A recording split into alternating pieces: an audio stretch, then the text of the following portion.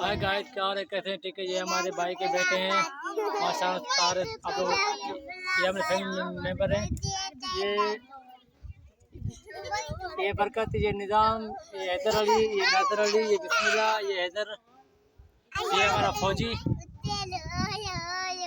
ये हमारा अपना फैमिली मेंबर है। बच्चों का व्लॉग आप लोगों को दोस्तों शेयर करता हूँ। ये हमारा भाई का बेटा है, ये हमारी बहन का बेटा है, ये हमारा भाई का बेटा है, ये हमारे पीछे भाई के बेटे हैं।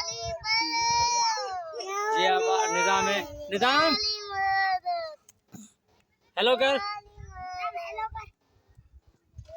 तो आप लोगों को व्लॉग कैसा लगा? उम्मीद आप लोगों को व्लॉग बहुत पसंद आएगा। तो इंशाल्लाह आगे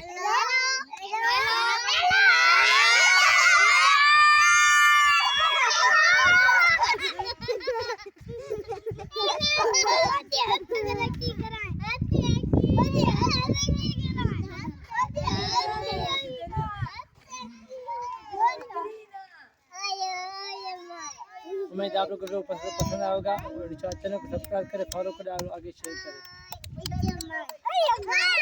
फॉलो करो, फॉलो करो, फॉलो करो, फॉलो करो।